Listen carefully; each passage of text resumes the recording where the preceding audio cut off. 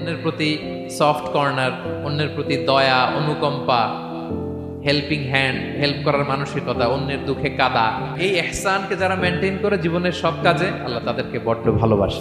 রাষ্ট্রীয় কাজে হয়তো ডেথ পেনাল্টি, তার মৃত্যুদণ্ড দিতে হবে, রাসূল সাল্লাল্লাহু আলাইহি ওয়াসাল্লাম বলেন মৃত্যুদণ্ড দিবা কিন্তু ইহসানের সাথে দিও। জবাই করার সময়ও ইহসান করো। সুবহানাল্লাহ। আমরা অনেক সময় ভুল করে ফেলি।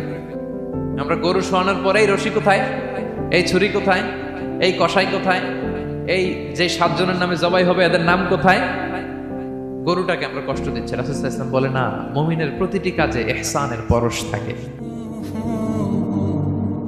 আল্লাহ তাআলা অনেক শ্রেণীর ব্যক্তিকে ভালোবাসেন বলে তিনি ঘোষণা করেছেন। তিনি বলেছেন যে আমি তাদেরকে ভালোবাসি। এর মধ্যে 1 নাম্বার হচ্ছে আল মুহসিনুন। মুহসিনুন মানে হচ্ছে যে ইহসান করে, মানে অন্যের প্রতি অনুগ্রহ দেখায়, অনুগ্রহশীল, অন্যের প্রতি দয়াশীল, অনুগ্রহশীল। এই সমস্ত বান্দাদের আল্লাহ ভালোবাসেন। আল্লাহ বলেন ওয়া আনফিকু ফি সাবিলিল্লাহি ওয়া লা তুলকু বিআইদিকুম ইলা তাহলুকা ওয়া আহসিনু ইন্নাল্লাহা ইউহিব্বুল মুহসিনিন। তিনি বলেন যে তোমরা আল্লাহর রাস্তায় দান করো আর নিজেরা নিজেদেরকে ধ্বংসের মুখে ঠেলে দিও না, আর তোমরা ইহসান করো অন্যের প্রতি, কারণ ইন্নাল্লাহা ইউহিব্বুল মুহসিনিন, আল্লাহ তাআলা মুহসিনিনদের ভালোবাসেন। মানে যারা অন্যের প্রতি অনুগ্রহ দেখায়, অন্যের প্রতি দয়া পরবশ, তাদেরকে আল্লাহ ভালোবাসেন। সুবহানাল্লাহি ওয়া বিহামদিহি। তাহলে পেয়ে গেলাম, মিলায় নেন যে অন্যের প্রতি সফট কর্নার, অন্যের প্রতি দয়া, অনুকম্পা, হেল্পিং হ্যান্ড, হেল্প করার মানসিকতা, অন্যের দুঃখে কাদা, এই মাইন্ডসেট, এই মেন্টালিটি আমাদের আছে কিনা একটু মিলিয়ে নেন। না থাকলে রিমাইন্ডার হিসেবে নেন যে আমরাও যেন মুহসিনুনদের কাতারে শামিল হতে পারি। ইহসান এটা অনেক বড় তবকার একটা আমল। ইবাদতেও ইহসান লাগবে, ইবাদতের বাইরে সামাজিক কর্মকাণ্ড, রাষ্ট্রীয় কর্মকাণ্ড, সব কাজে আল্লাহ তাআলা এই ইহসানকে আবশ্যক করেছেন। অনুগ্রহ, অন্যদের প্রতি অনুগ্রহশীল হওয়া। ইবাদতে ইহসানটা কেমন? সাইয়েদনা জিবরাইল আলাইহিস সালাম রাসূল সাল্লাল্লাহু আলাইহি ওয়াসাল্লামকে জিজ্ঞেস করেছিলেন যে ইয়া রাসূলুল্লাহ ফাখবিরনি আনিল ইহসান, ইহসান আবার কি, আমাকে একটু বলেন। তো ইবাদতে ইহসানটা কেমন? রাসূল সাল্লাল্লাহু আলাইহি ওয়াসাল্লাম বললেন যে ইহসান হচ্ছে আন তা'বুদাল্লাহা কাআন্নাকা তারাহু ফাইন লাম তাকুন তারাহু ফাইন্নাহু ইয়ারাক।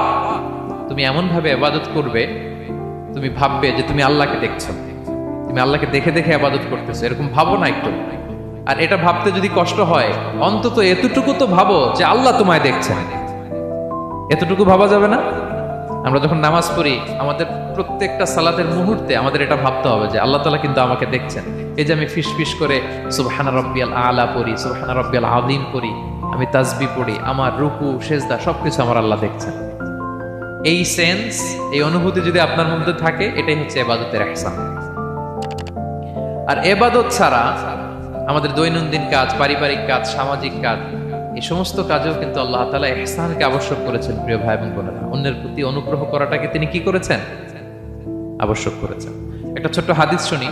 হাদিসে রাসূল সাল্লাল্লাহু আলাইহি ওয়াসাল্লাম ইরশাদ করছেন যে ইন্নাল্লাহা তাবারাকা ওয়া তাআলা কাতাবাল ইহসানা আলা কুল্লি শাই। আল্লাহ তাআলা সব কিছুর উপর ইহসানকে আবশ্যক করেছেন, সব কিছুর উপর।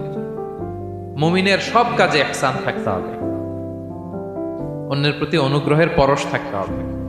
এবার মজার একটা পার্ট আসছে হাদিসে, খেয়াল করে শুনি। রাসূল সাল্লাল্লাহু আলাইহি ওয়াসাল্লাম বলেন ফাইদা কাতালতুম ফাআহসিনুল কিতলা। আল্লাহ তাআলা সব জায়গায় ইহসানকে আবশ্যক করেছেন। এমন কি ফাইদা কাতালতুম, যখন তোমরা কতল করবে কাউকে, ফাআহসিনুল কিতলা, ইহসানের সাথে কতল করো। সুবহানাল্লাহ বললেন না? প্রসঙ্গটা কি? হত্যার প্রসঙ্গটা। রাষ্ট্রীয় কাজে হয়তো ডেথ পেনাল্টি, তার মৃত্যুদণ্ড দিতে হবে। রাসূল সাল্লাল্লাহু আলাইহি ওয়াসাল্লাম বলেন ফাইদা কাতালতুম ফাআহসিনুল কিতলা, মৃত্যুদণ্ড দিবা কিন্তু ইহসানের সাথে দিও। আপনি চাইলেই তার কান কেটে ফেলতে পারবেন না, তাকে শ্বাসরুদ্ধ করতে পারবেন না, পেট্রোল দিয়ে তার দেহ জ্বালিয়ে দিতে পারবেন না, চাইলেই এই দেহটারে আপনি নষ্ট করতে পারবেন না। রাষ্ট্রীয় কাজে বিচারে সাব্যস্ত হয়েছে তার এখন ডেথ পেনাল্টি, মৃত্যুদণ্ড কার্যকর করবেন, ঠিক আছে, কিন্তু সেখানে ইহসানের সাথে। ফাইদা কাতালতুম ফাআহসিনুল কিতলা, মৃত্যুদণ্ড কার্যকর করার সময় ইহসানের সাথে করো।